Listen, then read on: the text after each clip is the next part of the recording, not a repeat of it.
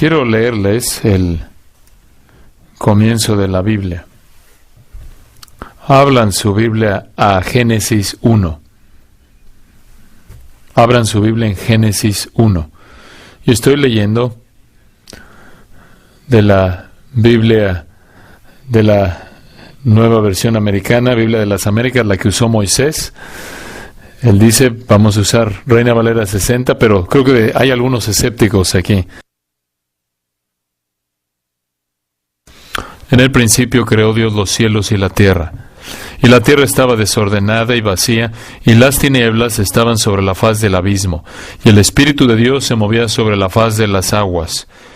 Y dijo Dios, sea la luz, y fue la luz. Y vio Dios que la luz era buena, y separó Dios la luz de las tinieblas. Y llamó Dios a la luz día, y a las tinieblas llamó noche. Y fue la tarde y la mañana un día. Luego dijo Dios, haya expansión en medio de las aguas, y separe las aguas de las aguas.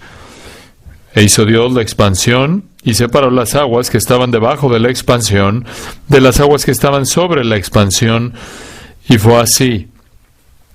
Y llamó Dios a la expansión cielos. Y fue la tarde y la mañana, el día segundo. Dijo también Dios, júntense las aguas que están debajo de los cielos en un lugar, y descúbrase lo seco. Y fue así. Y llamó Dios a lo seco tierra, y a la reunión de las aguas llamó mares, y vio Dios que era bueno. Después dijo Dios, produzca la tierra hierba verde, hierba que dé semilla, árbol de fruto que dé fruto según su género, que su semilla esté en él, sobre la tierra, y fue así. Produjo pues la tierra hierba verde, hierba que da semilla según su naturaleza, y árbol que da fruto, cuya semilla está en él según su género, y vio Dios que era bueno. Y fue la tarde y la mañana, el día tercero. Dijo luego Dios, haya lumbreras en la expansión de los cielos para separar el día de la noche, y sirvan de señales para las estaciones, para días y años, y sean por lumbreras en la expansión de los cielos para alumbrar sobre la tierra. Y fue así. E hizo Dios las dos grandes lumbreras, la lumbrera mayor para que señorease en el día y la lumbrera menor para que señorease en la noche. Hizo también las estrellas, y las puso Dios en la expansión de los cielos para alumbrar sobre la tierra, y para señorear en el día y en la noche, y para separar la luz de las tinieblas. Y vio Dios que era bueno, y fue la tarde y la mañana el día cuarto. Dijo Dios, produzcan las aguas seres vivientes y aves que vuelen sobre la tierra en la abierta expansión de los cielos. Y creó Dios los grandes monstruos marinos y todo ser viviente que se mueve, que las aguas produjeron según su género, y toda ave alada según su especie, y vio Dios que era bueno. Y Dios los bendijo, diciendo, fructificad y multiplicaos, y llenad las aguas en los mares, y multiplíquense las aves en la tierra. Y fue la tarde y la mañana, el día quinto. Luego dijo Dios, produzca la tierra seres vivientes según su género, bestias y serpientes y animales de la tierra según su especie. Y fue así. E hizo Dios animales de la tierra según su género, y ganados según su género, y todo animal que se arrastra sobre la tierra según su especie, y vio Dios que era bueno. Entonces dijo Dios, hagamos al hombre a nuestra imagen, conforme a nuestra semejanza, y señoren los peces del mar, en las aves de los cielos, en las bestias, en toda la tierra, y en todo animal que se arrastra sobre la tierra. Y creó Dios al hombre a su imagen. A imagen de Dios lo creó. Varón y hembra los creó. Y los bendijo Dios, y les dijo, fructificad y multiplicaos, llenad la tierra, y sojuzgadla. Y señoread en los peces del mar, en las aves de los cielos, y en todas las bestias que se mueven sobre la tierra. Y dijo Dios, he aquí que os he dado toda planta que da semilla, que está sobre toda la tierra, y todo árbol en que hay fruto y que da semilla, os serán para comer. Y a toda bestia de la tierra, y a todas las aves de los cielos, y a todo lo que se arrastra sobre la tierra, en que hay vida, toda planta verde les será para comer. Y fue así. Y vio Dios todo lo que había hecho, y he aquí que era bueno en gran manera. Y fue la tarde y la mañana, el día sexto. Fueron pues acabados los cielos y la tierra, y todo el ejército de ellos. Y acabó Dios en el día séptimo la obra que hizo, y reposó el día séptimo de toda la obra que hizo. Y bendijo Dios al día séptimo y lo santificó, porque en él reposó de toda la obra que había hecho en la creación. Hace 2 años atrás, abrí nuestra conferencia de pastores hablando del tema de por qué todo calvinista que tiene respeto de sí mismo debe ser un premilenarista. El año pasado abrí la conferencia hablando de por qué todo calvinista debe rechazar la estrategia de crecimiento. Este año quiero seguir ese tema y hablarles de por qué todo calvinista que se respeta a sí mismo, evangélico, cristiano, debe ser un creacionista de 6 días. Y si hay alguna pregunta, no estabas escuchando a lo que acabo de leer.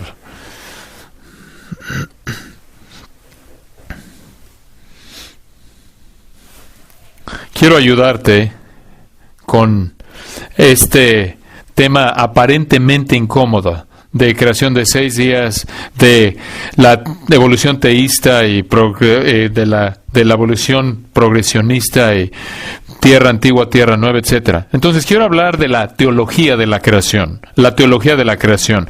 La teología solía ser llamada la reina de las ciencias, lo cual quiere decir que era la verdad definitiva. Esto es, que lo que la Biblia enseñaba aplastaba al resto de las categorías, incluyendo la ciencia.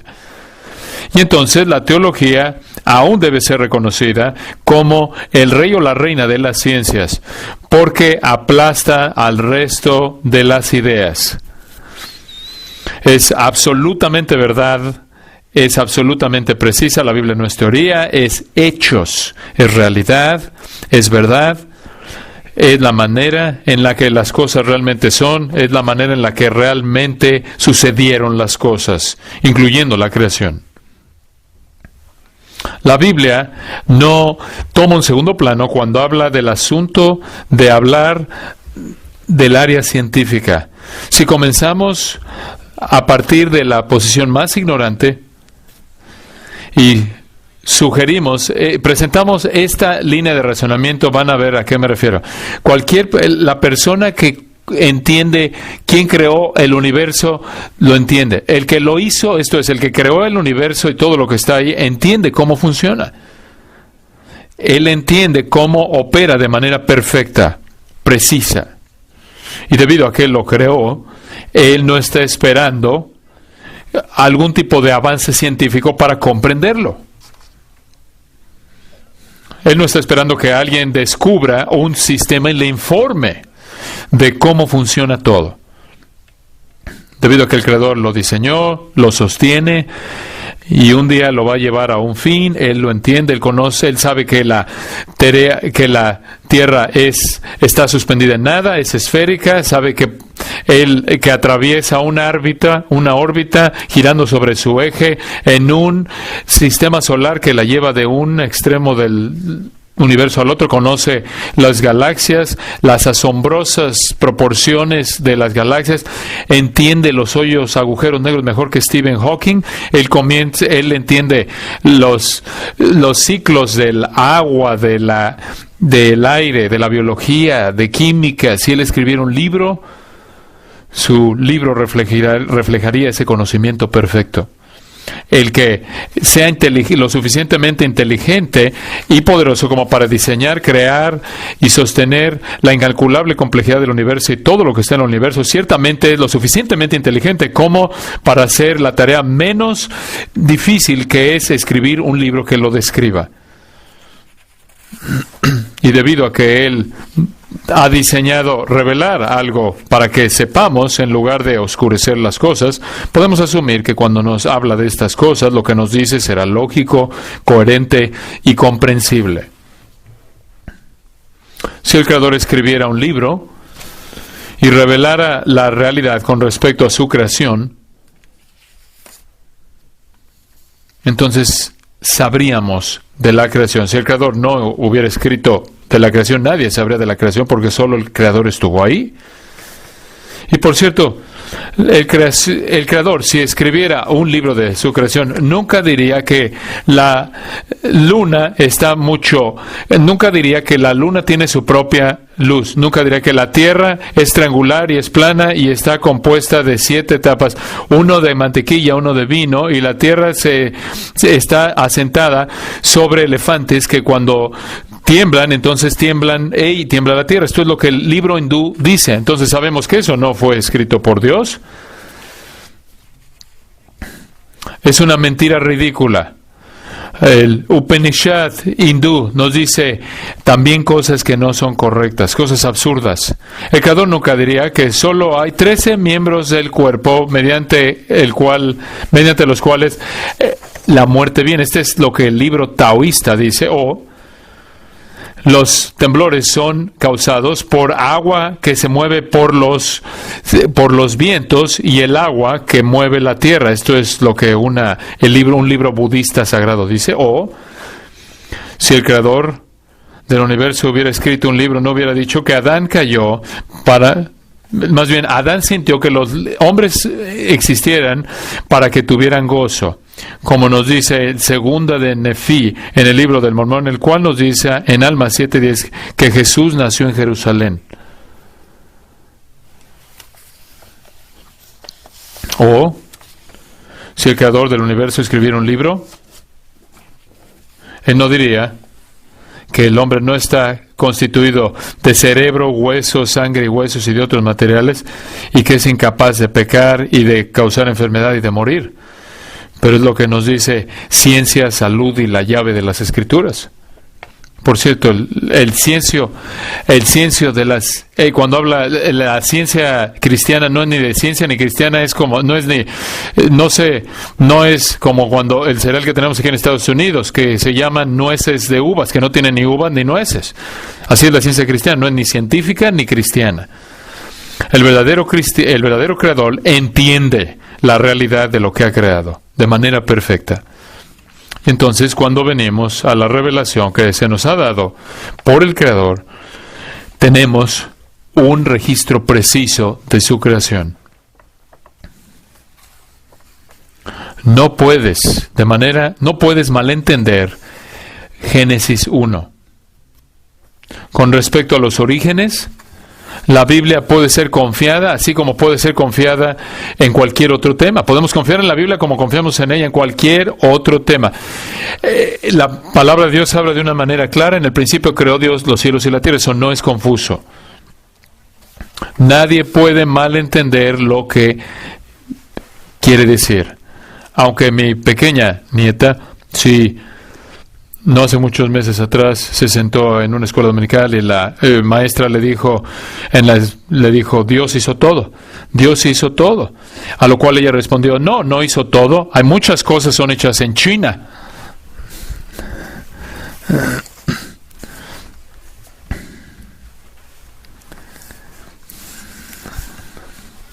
Pero fuera de una respuesta tan infantil, claro que ella tiene razón. Dios hizo las cosas que los chinos hicieron de otra manera. Es una afirmación simple. Sin embargo, es una afirmación profunda. En el principio creó Dios los cielos y la tierra. En 1903, Herbert Spencer murió, rechazó la Biblia, rechazó a Cristo, rechazó a Dios, pero fue reconocido como un genio porque descubrió las 5 categorías de lo noble. Él dijo, son 5 categorías en las cuales todo puede encajar de lo que existe: tiempo, fuerza, acción, espacio, materia. Tiempo, fuerza, acción, espacio, materia. Brillante descubrimiento. Génesis 1:1, en el principio es tiempo, creó acción Dios, fuerza, cielos, espacio, tierra es materia. Es una afirmación profunda, pero al mismo tiempo es simple. La Biblia dice que Dios creó todo lo que existe de la nada en 6 días. ¿De qué otra manera lo puedo decir? Día 1, día 2, día 3, día 4. Cada día tiene una mañana y una tarde. Ahora, quiero ayudarte a sentir la fuerza de la convicción con respecto al registro de la creación. Y esto lo vamos a dividir en 3 palabras. La primera palabra es fidelidad. Fidelidad. O crees lo que las Escrituras dicen o no lo crees. Puedes aceptarlo o rechazarlo, pero no puedes alterarlo. Dices, ¿pero qué hay acerca de la ciencia? ¿Acaso no debemos aplicar la ciencia al relato de Génesis para ser intelectualmente honestos? Bueno, quizás derribe algunas de tus ideas. Permíteme ayudarte. Tienes que quitarte esa noción. Tienes que quitarte la idea de que tienes que traer algún tipo de información científica a Génesis 1. Tienes que quitarte la idea de que tienes que tener algún tipo de información científica para entender la creación. Si entiendes esto, vas a liberarte de confusión y dudas innecesarias. Lo voy a decir de otra manera. No hay algo tal como la ciencia de la creación. Espera un momento, dices tú. Hay muchos organismos, organizaciones de creacionismo, ciencia de creacionismo. No existe. Porque no hay explicación científica para la creación. O de la creación. Hay la ciencia legítima, genuina, y la supuesta ciencia de la creación puede probar que la evolución no sucedió y no sucede. Eso no nos dice nada acerca de la creación. Nada. Pueden ver, pueden observar, y toda la ciencia está basada en observación, verificación y repetición. La observación, verificación y repetición. La creación no tuvo observadores, no puede ser verificada en términos de sus medios y no puede ser repetida. Entonces, todo lo único que los científicos creacionistas pueden hacer es mostrar que la evolución no ha sucedido, no está sucediendo. Y pueden presentarlo de una manera clara, pero eso no te dice nada acerca de la creación. Nada. La creación no fue observable, no es repetible, pero te prometo algo. No sucedió por una ley fija. No sucedió por algún tipo de ley científica. No sucedió por por leyes observables, verificables, repetibles. Es un milagro enorme. Entonces, simplemente si te quitas esta idea de hablar de la ciencia de la creación, vas a estar liberado de un esfuerzo inútil. Esa es la razón por la cual en el relato de Génesis y en cualquier otro lugar de la Biblia se nos dice repetidamente que Dios creó. No hay referencias explícitas a algún tipo de proceso evolutivo en ningún lugar de la Biblia. No hay tampoco alguna referencia implícita a procesos evolutivos en algún lugar de la Biblia. Solo hay un registro histórico de la creación en Génesis 1 y una expansión de la creación del hombre en Génesis 2. Y eso es todo. Eso es todo. Dices, bueno, ¿acaso no las plantas se mutan y cambian y se desarrollan dentro de las especies? Claro, bueno, eso es lo que los animales hacen. Pero nada de eso tiene que ver con la creación. Podemos probar que la evolución no sucedió, no sucede, pero eso no nos dice nada acerca de lo que sucedió en 6 días. ¿Cómo es que el material creado funciona? ¿Cómo es que el material opera? El material creado, ¿cómo es posible? ¿Cómo opera? ¿Cómo progresa el material creado? Debido a que otra vez la ciencia no te da respuestas de cómo sucedió todo en primer lugar. Solo la Biblia lo hace. Por ejemplo, digamos que hubieras tú conocido a Lázaro después de que había resucitado de los muertos. Un día después, quizás lo hubieras querido entrevistar. Oye, señor Lázaro, ¿qué está haciendo? ¿Qué estaba haciendo cuando no estuvo aquí? ¿Dónde estabas? ¿Puedo tocar tu mano? ¿Puedo sentir tu brazo? ¿Puedo darte un masaje en la cara? ¿Cómo te sientes?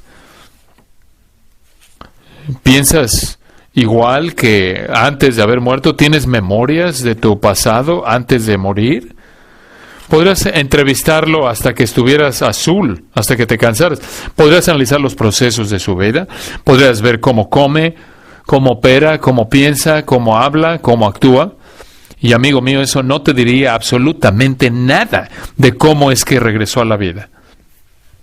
Porque eso es un milagro sobrenatural. O podrías quitarle la comida a alguien de entre aquellos a quienes Jesús alimentó en los 5,000 y le dice, ¿sabes qué? Permíteme, voy a tomar tu comida, voy a analizar el pescado, voy a analizar el pan, porque nunca antes hemos visto pescado salir de la nada o pan salir de la nada. Entonces, permíteme tu comida y después de analizarlo, vamos a hablar con la gente y vamos a preguntarle, ¿cómo supo? ¿A qué te supo cuando te lo comiste? ¿Respondiste, tu cuerpo respondió de la misma manera que respondiste a otras comidas? ¿Atravesó por el mismo proceso que otros alimentos atraviesan? Podrías hacer eso, pero no te diría nada acerca de cómo llegó a existir ese alimento. La creación no puede ser entendida de ninguna otra manera más que un milagro masivo. Esa es la única manera de entenderla, y el único registro que tenemos de el milagro masivo de la creación lo encontramos en las páginas de las Escrituras. Ahora, si tú no lo crees, entonces simplemente di no lo creo.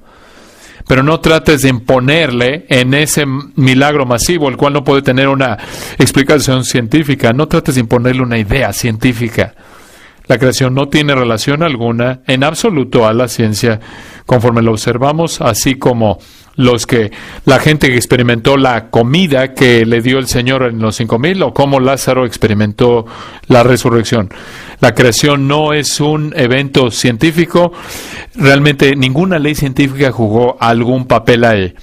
Es algo asombroso. Solo puede ser equiparado por la decreación, por así decirlo, futura. Cuando todo se derrita con fuego ardiente y deje de existir. Nada de eso es el producto de una ley observable, científica, repetible. Todo lo que queda para el lector es la oportunidad de creer o no creer, ¿ok? Eso es todo, fidelidad. O lo crees o no lo crees. Dices, bueno, ¿acaso Dios no pudo haber usado la evolución? La pregunta es irrelevante. La pregunta es entrometida, pero si necesitas una respuesta, no pudo. Porque la evolución demanda muerte, demanda que haya muerte, y no hay muerte. Pero la mejor respuesta es, hizo lo que hizo. La especulación es absurda. Él hizo todo en 6 días. ¿Esto es verdad o no lo es? Si no es verdad, entonces tus problemas acaban de comenzar. Y ahora tienes 66 libros con errores potenciales.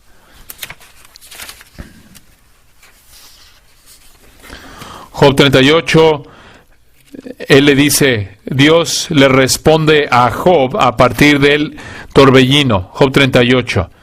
Y le dice, de una manera brutal, francamente, le responde. Y le dice el Señor a Job, ¿quién es ese que oscurece el consejo con palabras sin sabiduría absurdas? Ahora ciñe como varón tus lomas. Yo te preguntaré, Dios dice, y tú me contestarás. ¿Dónde estabas tú cuando yo fundaba la tierra? Házmelo saber si tienes inteligencia. Job 38:4. ¿Quién ordenó sus medidas, si lo sabes? ¿O quién extendió sobre ella cordel? ¿Sobre qué están fundadas sus bases? ¿O quién puso su piedra angular? ¿Dónde estabas cuando lavaban todas las estrellas del alba y se regocijaban todos los hijos de Dios? O dime, ¿quién encerró con puertas el mar cuando se derramaba saliéndose de su seno? Cuando puse yo nubes por vestidura suya y por su faja oscuridad, y establecí sobre él mi decreto, le puse puertas y cerrojo, y dije, hasta aquí llegarás y no pasarás adelante, y ahí parará el orgullo de tus olas. Por cierto, Job, ¿en algún momento en tu vida has mandado toda la mañana? ¿Has mostrado al alba su lugar para que ocupe los fines de la tierra? Y para que sean sacudidos de ella los limpios, ¿has entrado tú hasta las fuentes del mar y has andado escudriñando el abismo? ¿Te han sido descubiertas las puertas de la muerte y has visto las puertas de la sombra de muerte? Dime, Job, ¿Por dónde va el camino a la habitación de la luz? Esta es una cachetada tras otra, Job, una bofetada. ¿Has entrado tú en los tesoros de la nieve? ¿O has visto los tesoros del granizo? Porque tengo reservados para el tiempo de angustia. ¿Quién repartió conducto al turbión y camino a los relámpagos y truenos? Y sigue. Lo cual es una manera extensiva de decirle, cierra la boca, Job. Esto continúa hasta el capítulo 39. ¿Sabes tú el tiempo en que paren las cabras monteses? Esto es interminable. Y aún, en el capítulo 40, versículo 2, ¿es sabiduría contender con el omnipotente, el que disputa con Dios? ¿Puedes tú domar al dinosaurio en el capítulo 41? Finalmente, en el capítulo 42, Job dice, yo conozco que todo lo puedes. 42:2, me rindo. Y resuelve el asunto. Y después dice, ¿quién es el que oscurece el consejo sin entendimiento? Por tanto, yo hablaba lo que no entendía. Cosas demasiado maravillosas para mí que yo no comprendía. Guarda silencio y acepta lo que Dios dijo. Él estuvo ahí, tú no. Más vale que mantengas esto en mente. La gente rechaza el relato de la creación porque no quiere reconocer a Dios, porque Dios no solo es el creador, sino también el dador de la ley y el juez. La evolución fue inventada para eliminar al Dios de Génesis y para aplastar al dador de la ley y aplastar la inviolabilidad de su ley moral. La evolución es el último medio que los pecadores caídos han diseñado para suprimir nuestro conocimiento innato de Dios y del testimonio bíblico, Romanos 1, de Él y del hecho de que somos responsables ante Él y por ello somos condenados por ello. Al fortalecer y promover la evolución, los pecadores de manera entusiasta han tratado de evitar la moralidad, la responsabilidad, la culpabilidad y el juicio. La evolución es tan acentuadamente hostil que francamente a la palabra de Dios que no hay manera de reconciliarla con la palabra de Dios. Entonces, los evolucionistas supuestamente llamados teístas demuestran una carencia de fidelidad a la autoridad de las Escrituras, derrocando de su trono la revelación divina y reemplazándola con teoría de la evolución. Las Escrituras no es ciencia, es la prueba definitiva de la verdad. Entonces, en primer lugar, fidelidad. Esto es, confía con las Escrituras. Ahora, muy importante, permítanme darles una ilustración. Uno de los ministerios más grandes en Estados Unidos, un ministerio enorme en Estados Unidos, dice que está basado en la Biblia que proclama el Evangelio de Cristo. Se le envió en una ocasión una carta al presidente de este ministerio y se le preguntó cuál era su posición en el área de los orígenes. Y tengo yo la respuesta y esto fue lo que respondió. Nuestro ministerio no adopta ninguna posición. Nosotros evitamos asuntos secundarios. Nuestros esfuerzos se concentran en unir a la gente en esencia, en unir a la gente en torno a las doctrinas esenciales de la fe. Y creemos que los orígenes cae en la categoría de seguridad eterna y el rapto. Esas son doctrinas secundarias, dijo eso. Y habían otra lista de doctrinas no esenciales. ¡Asombroso! Yo diría que tú pregunta a cualquier supuesto ministerio cristiano, a cualquier supuesto universidad o seminario cristiano, cualquier iglesia, una pregunta primordial para determinar la fidelidad de ese ministerio a la palabra de Dios, pregúntales, ¿cuál es tu entendimiento de Génesis 1? La respuesta revelará su actitud hacia las Escrituras. Si rechazan Génesis 1 o 2, pregunta, ¿en qué capítulo comienzas tú a creer la Biblia? Tú empiezas a creer en Génesis 3, 6, 9 o quizás en Éxodo empiezas. Y por cierto, ¿acaso hay otros capítulos que no crees? ¿Qué hay de Isaías 53? Quizás no necesariamente crees ese.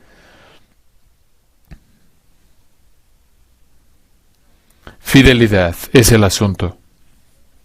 Caballeros, creo que aquellos de nosotros que somos expositores de las Escrituras, que nos aferramos a la ignorancia de las Escrituras, no podemos equivocarnos en este asunto.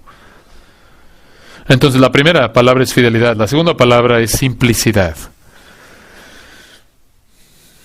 El relato del Génesis es realmente bastante simple, claro, perspicuo, por así decirlo, no complicado, sin confusiones. Hay otros relatos de la creación. En el principio era el Verbo, y todo fue hecho por el Verbo, ¿no es cierto? Juan 1, 1 al 3.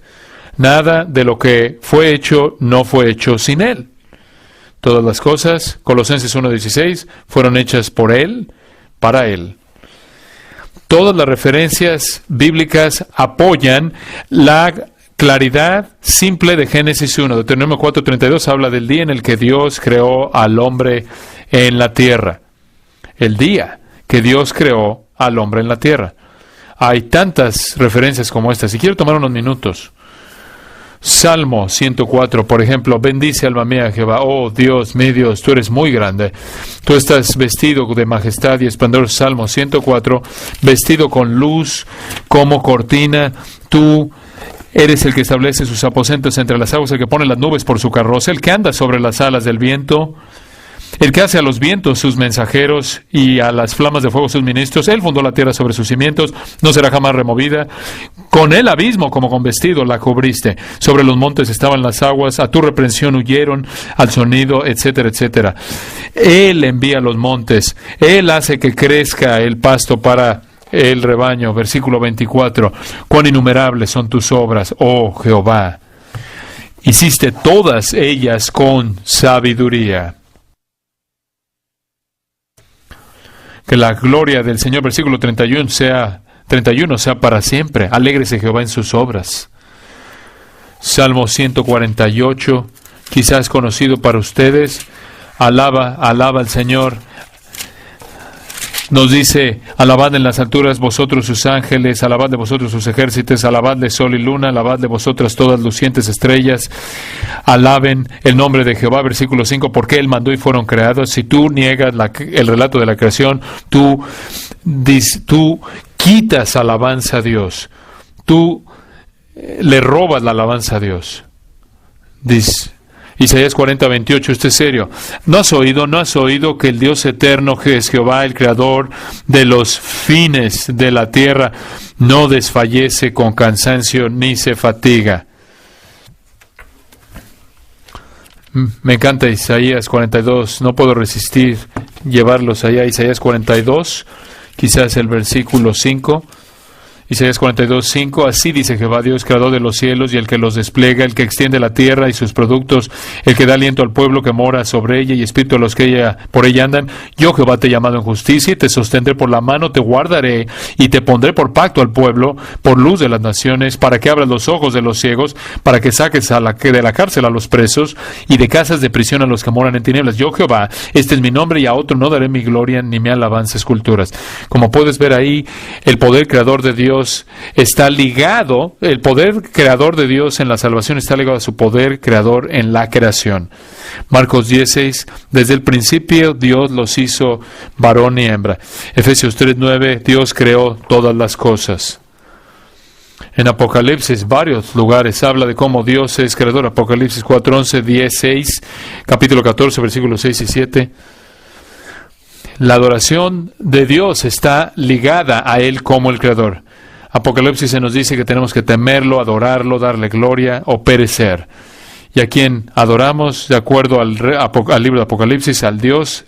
El Dios que adoramos, capítulo 14, es el que hizo el cielo y la tierra y todo lo que en ellos hay. Simple. El patrón de adoración es Dios como creador, Dios el nuevo creador, aquellos que confían en Él. Edward Young, del Seminario Westminster en Filadelfia, francamente una autoridad de erudición en el hebreo e idiomas cognatos, él respondió a los esfuerzos de reducir Génesis 1 al 3 a poesía en lugar de historia.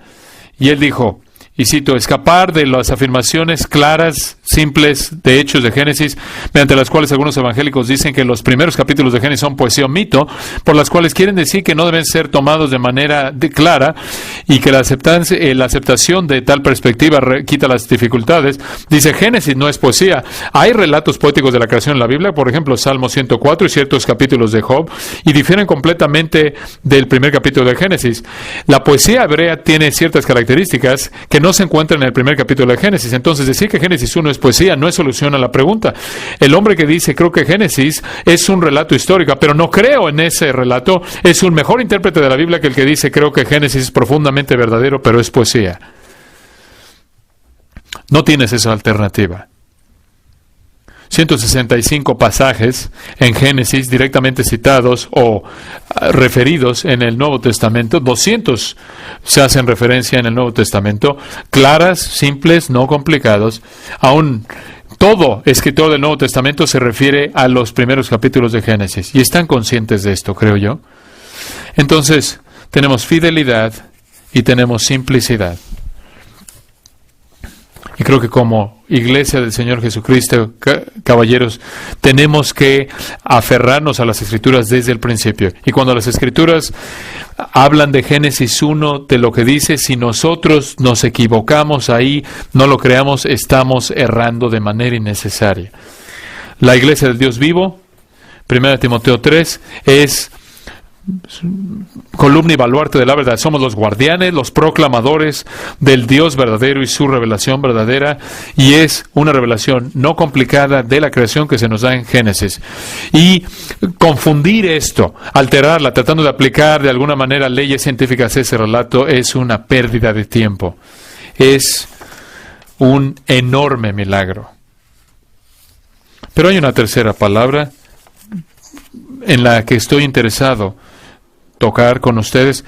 El relato de la creación no es algo que debemos alterar, no es arbitrario, no es secundario. Entonces quiero darles la palabra prioridad.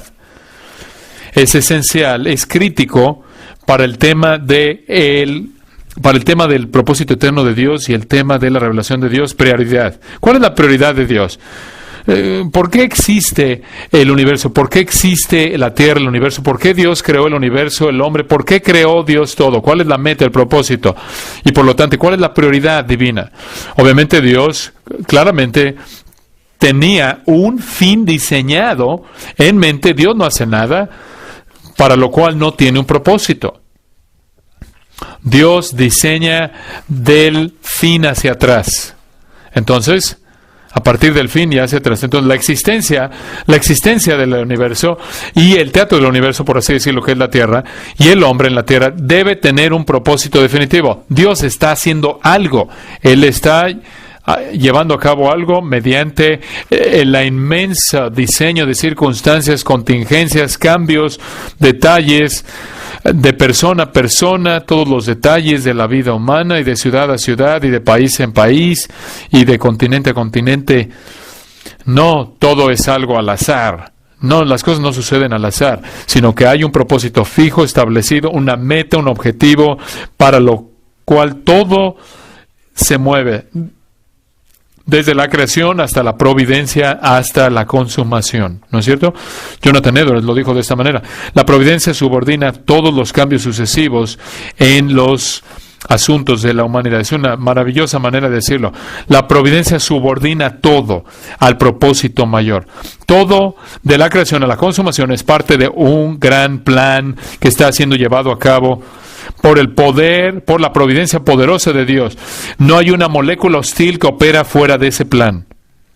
La historia terminará, pero solo cuando el propósito divino sea cumplido. Cuando el gran evento, cuando la gran meta final de Dios se cumpla. Este universo no es eterno. Terminará así como comenzó, en un despliegue masivo de poder divino. Terminaré, como dijo, de acuerdo a 2 de Pedro 3, en una implosión, por así decirlo, en la cual los átomos que constituyen este universo se derretirán. Eso sucederá cuando se cumpla el plan de Dios y ya no tenga propósito alguno de continuar sosteniendo este universo. Mientras tanto, la providencia divina ordena, sostiene, controla todas las cosas para cumplir ese fin. Vean lo que dice Isaías 46, versículos 9 al 11. Una afirmación clara. Isaías 46, versículos 9. Acordaos de las cosas pasadas de los tiempos antiguos, porque yo soy Dios y no hay otro Dios y nada hay semejante a mí. Esto quiere decir que solo hay un Dios para que todo lo que exista, de tal manera que todo lo que exista dentro de los propósitos de ese único Dios, no son dioses que están en competencia, solo hay uno. Y soy yo, versículo 10, que anuncio lo por venir desde el principio. Esta es otra manera de decir de manera simple, cuando yo lo comencé, ya había ordenado cómo terminaría. Y desde la antigüedad, lo que aún no era hecho, diciendo, mi consejo permanecerá y haré todo lo que quiero. Al final del versículo 11, yo hablé y lo haré venir, lo he pensado y también lo haré. Esa es una manera de pensar que debes tener. Esa es la razón por la cual nos dice Proverbios 16, Colosenses 1, todas las cosas fueron creadas por Él y para Él. ¿Y cuál es el diseño? ¿Cuál es el propósito? Redención. ¿No es cierto? El poder obtener una novia para su hijo, congregar una novia para su hijo, congregar a los redimidos. Y cuando la última persona cuyo nombre fue escrito en el libro de la vida desde antes de la fundación del mundo haya sido salvada, entonces se acabará. Toda la obra de creación y providencia es solo un medio para cumplir su propósito de redención. Toda persona, todo acto, todo acontecimiento está sujeto al propósito primordial de redimir a pecadores. Todas las realidades materiales, toda la creación material está subordinada a objetivos espirituales. La obra de la redención, la obra de la salvación es el propósito de Dios. La creación del mundo visible fue para proveer el contexto para la creación de un mundo invisible, de un grupo de personas invisibles. En Efesios capítulo 3, versículo 8, Pablo dice, para mí, que soy el menor de todos los santos, me fue dada esta gracia de anunciar entre los gentiles el evangelio de las inescrutables riquezas de Cristo y declarar a todos cuál sea la dispensación del misterio escondido desde los siglos en Dios, que creó todas las cosas, para que la multiforme sabiduría de Dios sea ahora dada a conocer por medio de la iglesia a los principados y potestades en los lugares celestiales, conforme al propósito eterno que hizo en Cristo Jesús nuestro Señor. El propósito eterno es redimir una novia para su Hijo, tomar esa novia y llevarla al cielo para desplegar la gloria de su gracia a los ángeles que están observando. Los ángeles santos. Este es el propósito que se va desarrollando. Ese gran tema es presentado de diferentes maneras en la obra misma de la creación. Escuchen estas relaciones. 1 Corintios 15, 22. Como en Adán todos mueren, así en Cristo todos serán hechos vivos. Como fue con Adán, así es de manera análoga para ver cómo es en Cristo. Así como todos mueren en Adán, este es el impacto de un hombre. Eso demanda que haya solo un hombre, no una larga cadena de monos hombres, chimpancés hombres, porque hubo solo un Cristo, hubo un Adán, hubo un Cristo en quien todos los que creen viven. Romanos 5, versículo 18. Así que como por la transgresión de uno vino la condenación a todos los hombres, no de uno de varios, De la misma manera, por la justicia de uno vino a todos los hombres la justificación de vida. Comienzas a alterar y a afectar, a corromper Génesis 1, empiezas a corromper la doctrina de la salvación, porque puedes ver que la doctrina de la condenación reposa en un hombre Adán, así como la doctrina de la justificación reposa en un hombre Cristo. Estas no son cosas arbitrarias las que enseñan las Escrituras. 1 Corintios 15:45. El primer Adán da vida, el segundo Adán, más bien el primer Adán se le dio vida, el segundo Adán da vida. Según 1 Corintios 15:21, el primer Adán trajo muerte, el segundo Adán conquistó la muerte. Apocalipsis 2:7, más adelante en el 22, el primer Adán perdió el paraíso, el segundo Adán ofrece el paraíso. 1 Corintios 15:47, el primer Adán es terrenal, el segundo Adán es celestial. 1 Corintios 15:48-49, la primera creación es a semejanza de Dios, la segunda y nueva creación es a semejanza de Dios. 1 Corintios 15:38 en adelante, la primera creación tiene cuerpos diferentes, la nueva creación tiene cuerpos diferentes de resurrección. Hay tantas analogías de salvación que encuentras a lo largo de las Escrituras que hacen referencia a Génesis. Y quiero que vean un texto, 2 Corintios 4, versículo 6. Esta es una hermosa analogía. Por cierto, Jonathan Edwards escribe mucho de esta analogía en particular. En 2 Corintios 4, porque Dios, versículo 6, que mandó que de las tinieblas resplandeciese la luz. ¿A qué se refiere eso? ¿A qué se está refiriendo? A Génesis 1, ¿no es cierto? Porque Dios que mandó que de las tinieblas resplandeciese la luz. Acabamos de leer eso, ¿no es cierto? Sea la luz.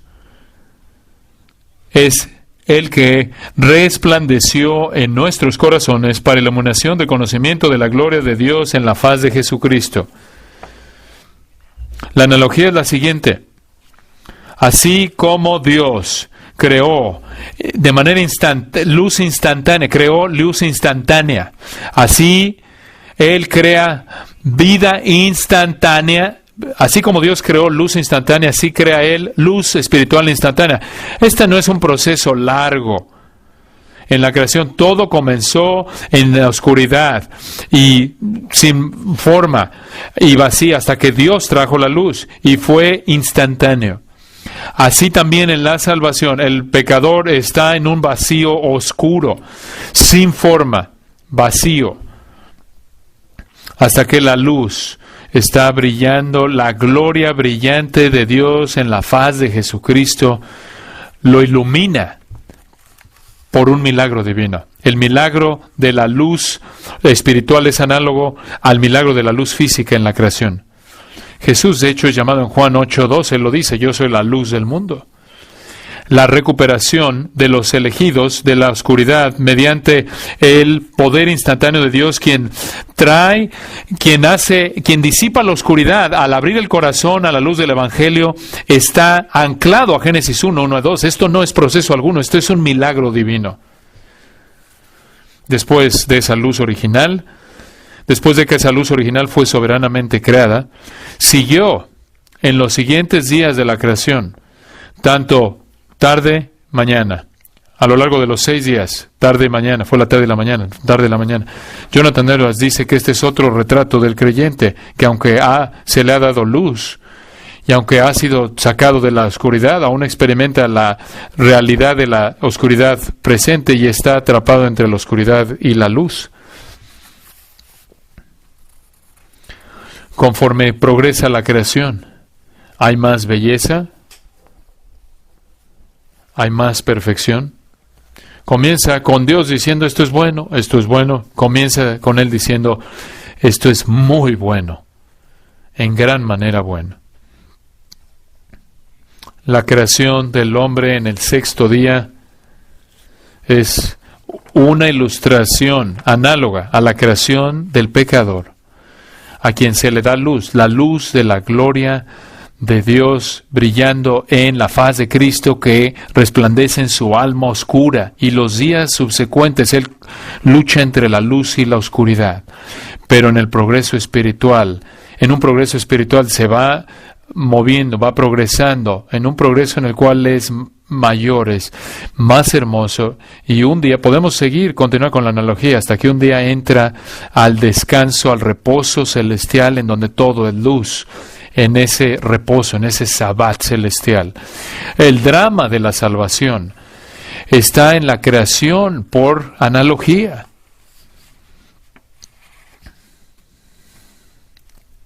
Adán fue hecho en un lugar y colocado en el paraíso, y así el creyente fue creado aquí, nace aquí y será reubicado al paraíso de Dios.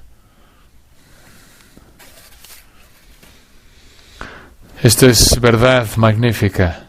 Es una gran verdad que debemos entender, que debemos creer, que debemos proclamar. Ahora, podría decir más de esto, pero tengo algo más que quiero decir. No solo arruinamos, echamos a perder el principio, sino que estamos comenzando a echar a perder el final. Muy bien. Quiero llevarlos a la decreación, por así decirlo. Pasen a 2 de Pedro 3. 2 de Pedro 3, les va a gustar. Esto va a aclarar algunas cosas, creo. Quiero llevarlos a la descreación, por así decirlo. 2 de Pedro 3, versículo 10. El Señor viene. 2 de Pedro 3:10, pero el día del Señor vendrá como ladrón en la noche, en el cual los cielos pasarán con gran estruendo, los elementos ardiendo serán deshechos, y la tierra y las obras que en ella hay serán quemadas. ¿Esto es claro? Bastante claro, ¿no es cierto? Esta es la descreación, por así decirlo. Así termina. En caso de que no te haya quedado claro, versículo 12 lo repito. Esperando y apresurándoos para la venida del día de Dios, en el cual los cielos, encendiéndose, serán deshechos y los elementos serán quemados, se fundirán. Noten lo que dice, después de esto, versículo 13, cielos nuevos y tierra nueva, en los cuales mora la justicia y el estado eterno. ¿Acaso estás cansándote tú de los evangélicos que se están quejando? La última moda evangélica está invirtiendo tiempo y dinero, está buscando salvar al planeta, está buscando salvar la tierra de la destrucción en manos de la gente. Ahora tenemos evangélicos, tenemos redes evangélicas ambientalistas, tenemos una revista que es firmada por varios presidentes, pastores, maestros, presidentes de seminarios de universidades, y en esta revista están llamando a los evangélicos a salvar al planeta, de buscar sanar a la tierra. El enfoque, el centro de atención va de eso, que en cierta manera es bastante serio. Y he visto muchos de sus jardines, ni siquiera lo están haciendo en su jardín, en su patio de atrás, pero va desde eso, de lo grande, de algo tan grande como esa, debemos intentar detener el calentamiento global.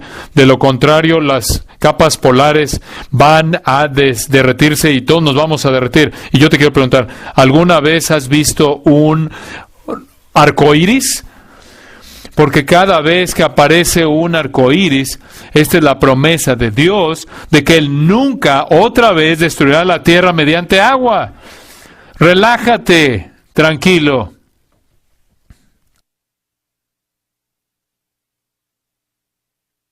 Ahora, quizás preferirías ahogarte en lugar de quemarte. Quizás te prefieres tú eso, pero no va a suceder. Los evangélicos están obsesionados con estos asuntos ecológicos. Cristianismo hoy en día sacó hoy en día una publicación en la que dijo, y un líder evangélico dijo esto, dijo, la tierra es el cuerpo de Dios y quiere que lo cuidemos. Hay algo de teología bastante absurda ahí. ¿Has visto la nueva Biblia verde? Sí, todo en el texto de las Escrituras ahí que se relaciona con el ambiente está impreso en verde, y la pasta está hecha de algo biodegradable.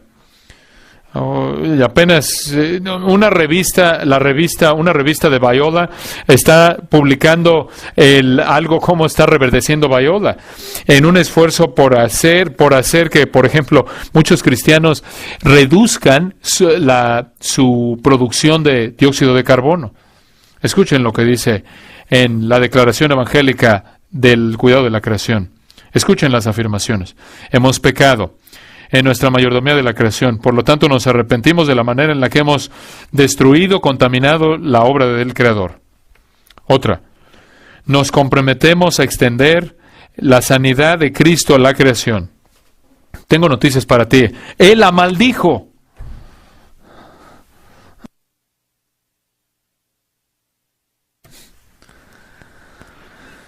Él comenzó todos los arbustos.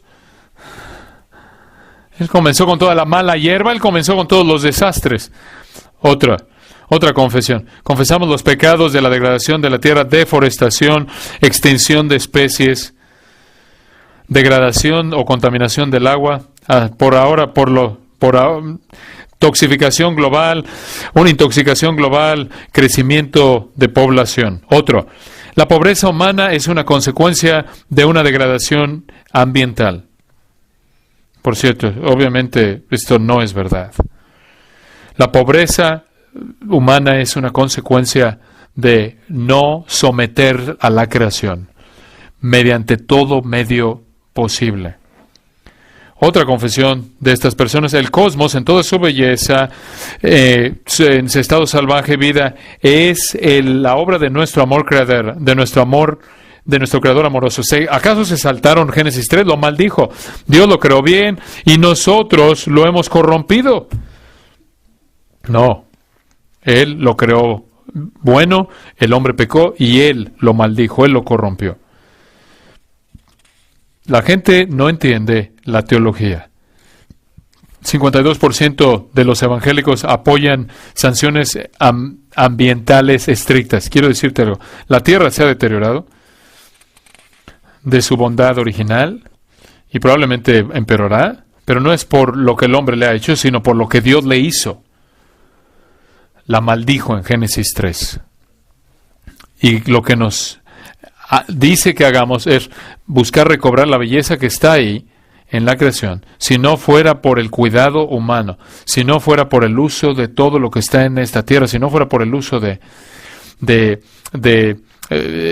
domar, por así decirlo, de usar toda nuestra capacidad intelectual a lo largo de la historia para hacer que la vida aquí sea buena, se pueda disfrutar, esta tierra sería inhabitable. Tienes que usar el del sudor de tu frente para prevenir de que te mate, prevenir que te mate.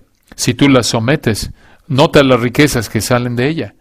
Si no fuera por el hombre y sus esfuerzos por dominar y enseñarse de la tierra, sus riquezas, esto es las riquezas de la tierra, nunca serán extraídas. Las sociedades más ricas someten a la tierra y enriquecen la vida del hombre. Las sociedades más que sufren más en pobreza y demás son las que no dominan la naturaleza. No necesitamos menos tecnología, sino más. Si queremos ayudar a los pobres, tenemos que dejar de llorar y quejarnos de que ver de esto, ver de aquello, porque eso solo destruye a la gente más privada de una vida que puedan disfrutar. Los esfuerzos por salvar al planeta va a matar en los próximos años a muchos millones de personas, porque porque lo que está haciendo este movimiento es detener el dominio del planeta para que podamos extraer sus riquezas. Pero comencemos con tu hogar. Por ejemplo, ¿quieres ser algo natural? ¿Quieres vivir en la naturaleza? No creo. Es ridículo. ¿Cómo puede un líder cristiano creer esto? Creyendo en los evolucionistas, pensando que la Tierra tiene billones de años y que tienen que preservarla para billones y billones más. Este es un planeta desechable. Mira, tú ahora puedes ver lo que sucedió cuando Dios lo maldijo, pero esto no se compara con lo que va a pasar. Simplemente para equilibrar esto, Caltech en cierta manera, esta es la universidad, la institución de élite educativa aquí. Tuvieron unas conferencias y dijeron algunas cosas asombrosas y dijeron: el calentamiento global, hablando de calentamiento global, dijeron, la idea de calentamiento global va de la mano con la idea de extraterrestres, para lo cual ni siquiera hay evidencia. El hecho de que la comunidad científica no se levanta y protesta la falsa ciencia de el calentamiento global, quiere decir que han sido politizados o posmodernizados, y también encontramos que lo que él llama aquí el plan usado por la pseudociencia posmoderna y politizada, que es lo que él llama la ciencia de consensos. Es como, por ejemplo, alguien dice, él dice, la ciencia de por consenso. La ciencia por consenso no es ciencia. Cuando dicen, un grande grupo de científicos dicen, no es así. La conciencia, cuando oyes el consenso de la ciencia, que están de acuerdo en todo, apenas tienes que apurarte a agarrar tu cartera, porque la obra de la ciencia no tiene que ver nada con el consenso. El consenso es irrelevante, lo que importa son los hechos. Si es por consenso, no es ciencia. El consenso solo se involucra en situaciones cuando hay una meta social, política, pero no hay apoyos científicos. Nada, dice él, alguna vez ha dicho que el consenso, nunca ha dicho es igual a mc al cuadrado. No, eso no es consenso, es un hecho. ¿No escuchas esto? De acuerdo al consenso de muchos científicos, el Sol está a 93 millones de millas de la Tierra. 93,000 millones de la Tierra. Es un hecho. No votamos en los hechos, en realidades. Una vez que abandona el apego estricto a la ciencia, dice él, cualquier cosa es posible, conforme la gente de la manera desavergonzada, sin escrúpulos, manipula la información para sus propias fines. Un científico tiene que ser un escéptico. Ese es el alma de la verdadera ciencia, hasta que tenga un hecho. Pero el problema, vemos, por ejemplo, aquí, que esto es consenso. Ellos dicen que realmente deberían investigar el calentamiento global. Pero ¿acaso la temperatura el caso de temperatura de la Tierra no ha incrementado? Sí, bueno, de acuerdo a algunos científicos, ha subido 1 grado en Fahrenheit en los últimos 30 años, pero es todo lo que tenemos, 30 años de información. Es un periodo de tiempo muy corto. Las modas vienen y bajas, y por ejemplo, el niño, la niña, hay cambios de temperatura de 7 a 10 años, unos 20 a 50 años, algunos a 100, 1000 años, cambios, no tenemos información, o temperaturas específicas del pasado, pero en la literatura, en la Edad Media, hubo en la literatura una época que se llamaba la pequeña edad de hielo. Pero la mejor información nos dice que fue en 1880, la temperatura ha subido y bajado. Es lo mejor que nos dice. De 1940 a 1970 estuvo más frío, ahora de 1970 ahora está un grado más caliente. Pero la ciencia legítima reconoce una correlación cercana. Esta es la clave, esto es la realidad. La ciencia legítima reconoce una correlación cercana entre las manchas solares y el cambio del clima. Entre más manchas solares, más caliente es el clima. Entonces, las variaciones solares producen el cambio climático. El Sol es la fuente de cambios de temperatura debido a sus variaciones infrarrojas. No hay evidencia en absoluto de que el CO2 contribuye al calentamiento global. De hecho, lo opuesto es probablemente el caso. El calentamiento produce el CO2.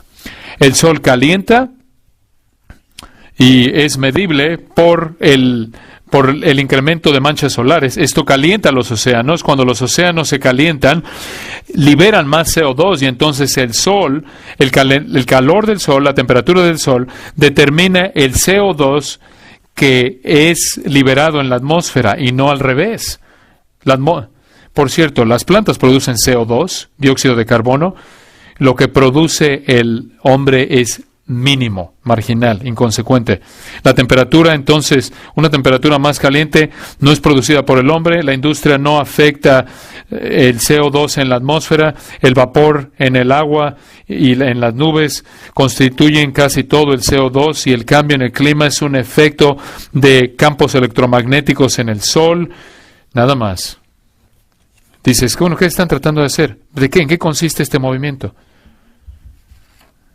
Oh, todo esto es político, financiero, metas, fines políticos, fines financieros, una lucha de clases, envidia de clases.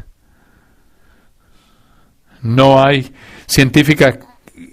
razón científica para decir que las capas polares están derritiéndose. Por cierto, hay 3 veces más osos polares en los últimos 40 años. Pensé que les gustaría saber eso. Por cierto, si vas a votar para algo, vota porque se caliente la Tierra, porque hay menos muertes cuando está más caliente la temperatura. Las regiones son más habitables, hay mayores cultivos, ayuda realmente el calentamiento a los pobres. Cortar la energía daña a los pobres, quienes necesitan energía de manera necesaria. No trates de quitar la electricidad. Si vas a ser un cristiano, usa el poder, la energía que tenemos para ayudar a la gente que la necesita de manera desesperada. Hay 2 billones de personas en nuestro planeta sin electricidad. ¿Crees que les va a ayudar a pagar lo que ya sufren y son más susceptibles a desastres naturales, los que sufren más? Esto lo vemos en un microcosmos. La gente siempre ahí los que están ahí, los que mueren en el huracán, los que están, por ejemplo, viviendo en un coche, en un tráiler. Claro, los menos protegidos.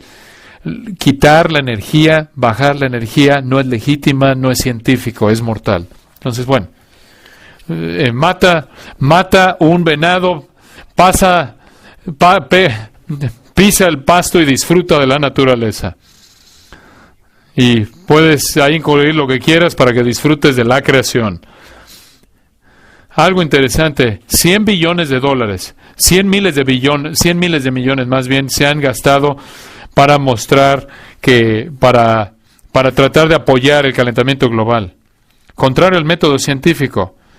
Pero aquí se ha invertido 100 miles de millones de dólares para tratar de venderlo. Haciendo una propaganda de una pseudociencia. Todos los grandes desastres ambientales ocurren en los lugares más pobres, menos desarrollados. Se nos dice que dejemos de incrementar esto porque causa más desastres, pero al contrario, lo que sucede es que si dejamos de producir energía va a producir más desastres. ¿Puedes imaginar esto? Dejar de usar combustibles fósiles, gas natural y poder atómico, etcétera. Aquí está la clave. Los fines políticos en contra de esto es muy importante que lo entendamos.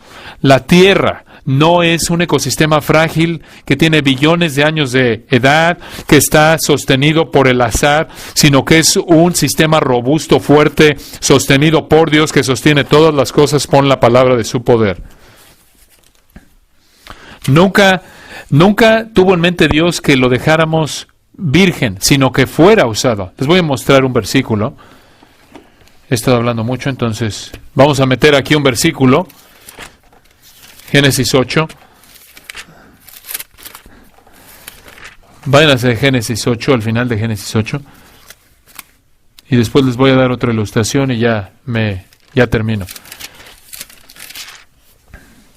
Génesis 8, versículo 22. Dios lo creó, 6 días, la va a destruir, realmente en un instante. Pero el versículo 22 de Génesis 8, este es el Señor hablando. Mientras la tierra permanezca, no cesarán la sementera y la siega, el frío y el calor, el verano y el invierno, el día y la noche. Descansen, tranquilos.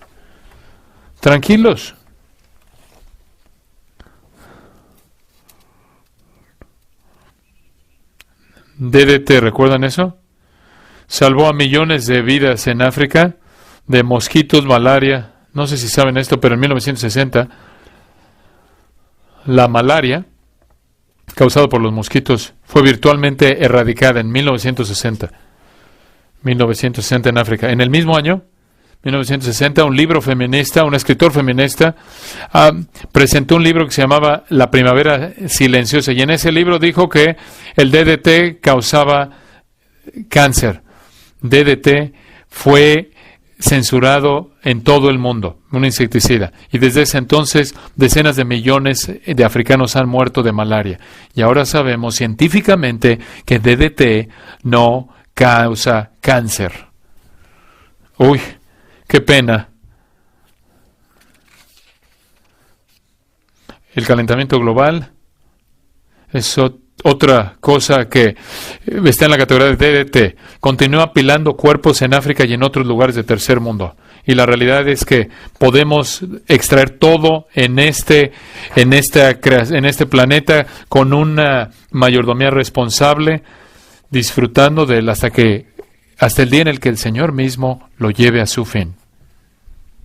Él lo hizo, Él lo sostiene. Viene una destrucción, viene un tiempo, aún antes, desde esa devastación final. Hay cosas que se describen en Apocalipsis de lo que le va a pasar a los océanos, tierra, montañas. Eso es su poder. Estamos viviendo, por cierto, en el tercer ecosistema.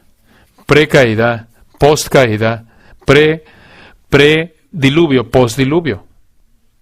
Y viene otro, el milenio, la tierra ya restaurada en el milenio, y después uno final en los nuevos cielos y la nueva tierra.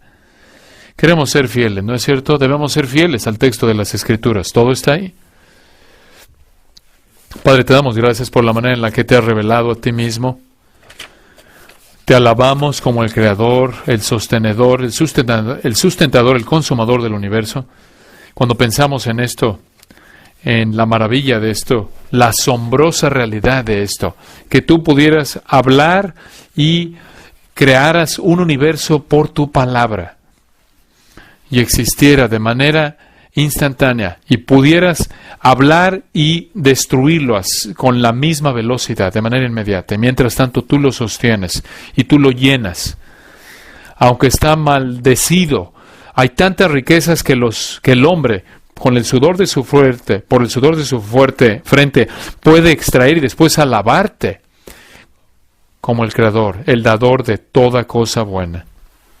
Señor, te adoramos como santos te han adorado a lo largo de la historia. No alteraremos nuestra alabanza por Darwin, sino que te adoraremos como dicen las Escrituras. En verdad, solo tú puedes decirnos la historia de la creación. Gracias por hacer esto. Te honramos como nuestro Creador, te alabamos como el Creador, el sustentador, el consumador. Más allá de eso, el Salvador de todos los que se someten a Cristo. Danos un nuevo compromiso con tu palabra para ser fiel a ella, para proclamarla fielmente, para que tú seas honrado en nuestras vidas, conforme refrescamos nuestro compromiso con la integridad de tus Escrituras. Y te damos gracias en el nombre de Cristo. Amén.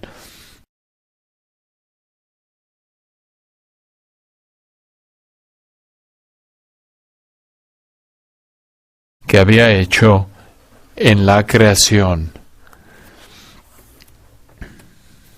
Hace 2 años atrás, abrí nuestra conferencia de pastores hablando del tema de por qué todo calvinista que tiene respeto de sí mismo debe ser un premilenarista.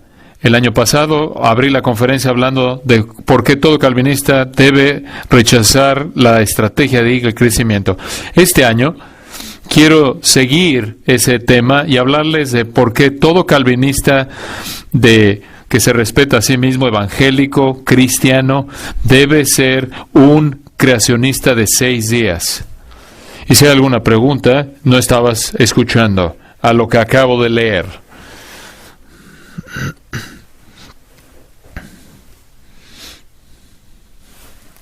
Quiero ayudarte con este tema aparentemente incómodo de creación de 6 días, de la evolución teísta y de la evolución progresionista y tierra antigua, tierra nueva, etc. Entonces quiero hablar de la teología de la creación. La teología de la creación.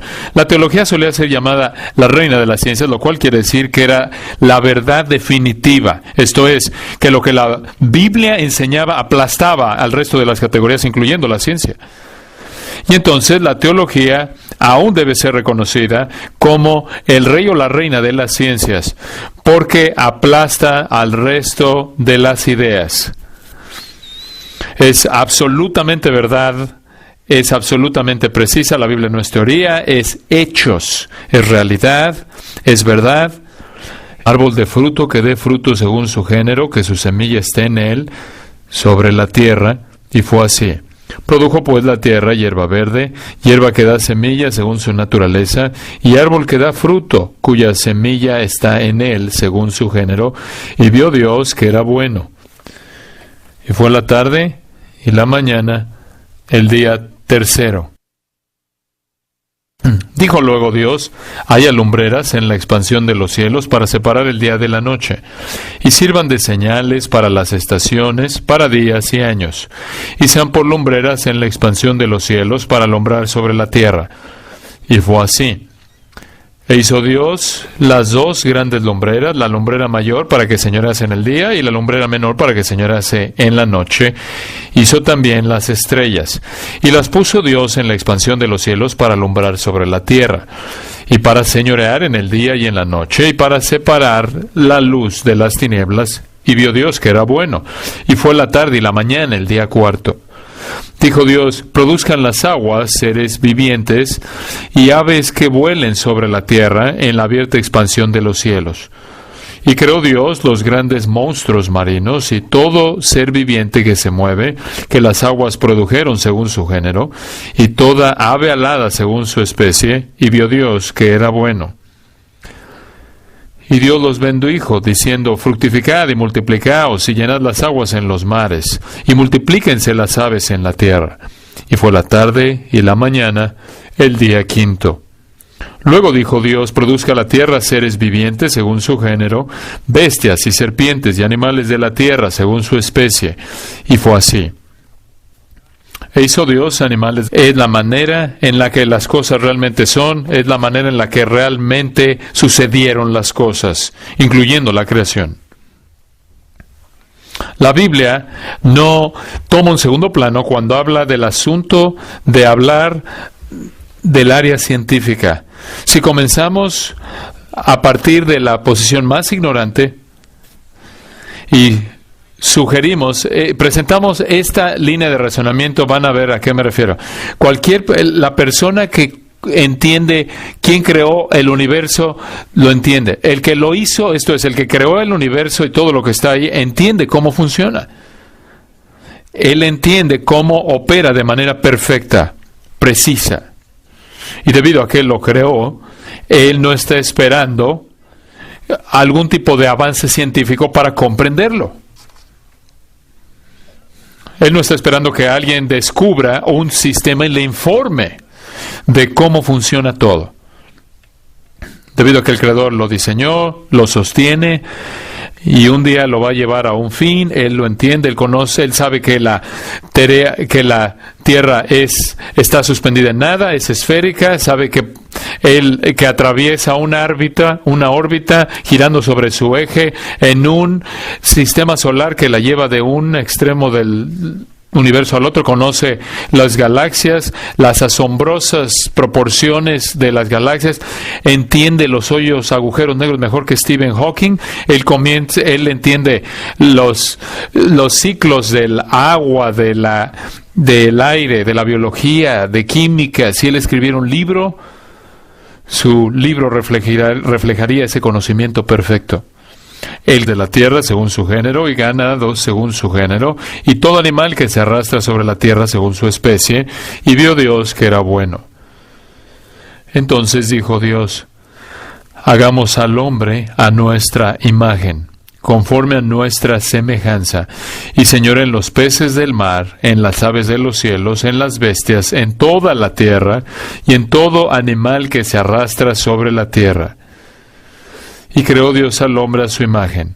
A imagen de Dios lo creó. varón y hembra los creó. Y los bendijo Dios, y les dijo, fructificad y multiplicaos, llenad la tierra, y sojuzgadla. Y señoread en los peces del mar, en las aves de los cielos, y en todas las bestias que se mueven sobre la tierra. Y dijo Dios, he aquí que os he dado toda planta que da semilla, que está sobre toda la tierra, y todo árbol en que hay fruto y que da semilla, os serán para comer. Y a toda bestia de la tierra, y a todas las aves de los cielos, y a todo lo que se arrastra sobre la tierra, en que hay vida, toda planta verde les será para comer. Y fue así. Y vio Dios todo lo que había hecho, y he aquí que era bueno en gran manera. Y fue la tarde y la mañana, el día sexto.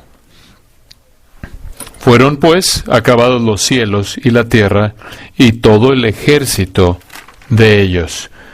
Y acabó Dios en el día séptimo la obra que hizo, y reposó el día séptimo de toda la obra que hizo. Y bendijo Dios al día séptimo y lo santificó, porque en él reposó de toda la obra. Quiero leerles el comienzo de la Biblia. Abran su Biblia a Génesis 1. Abran su Biblia en Génesis 1. Yo estoy leyendo de la Biblia de la Nueva Versión Americana, Biblia de las Américas, la que usó Moisés. Él dice, vamos a usar Reina Valera 60, pero creo que hay algunos escépticos aquí. En el principio creó Dios los cielos y la tierra estaba desordenada y vacía, y las tinieblas estaban sobre la faz del abismo, y el Espíritu de Dios se movía sobre la faz de las aguas. Y dijo Dios, sea la luz, y fue la luz. Y vio Dios que la luz era buena, y separó Dios la luz de las tinieblas. Y llamó Dios a la luz día, y a las tinieblas llamó noche. Y fue la tarde y la mañana un día. Luego dijo Dios, haya expansión en medio de las aguas, y separe las aguas de las aguas. E hizo Dios la expansión, y separó las aguas que estaban debajo de la expansión, de las aguas que estaban sobre la expansión, y fue así. Y llamó Dios a la expansión cielos. Y fue la tarde y la mañana, el día segundo. Dijo también Dios, júntense las aguas que están debajo de los cielos en un lugar, y descúbrase lo seco. Y fue así. Y llamó Dios a lo seco tierra, y a la reunión de las aguas llamó mares, y vio Dios que era bueno. Después dijo Dios, produzca la tierra hierba verde, hierba que dé semilla,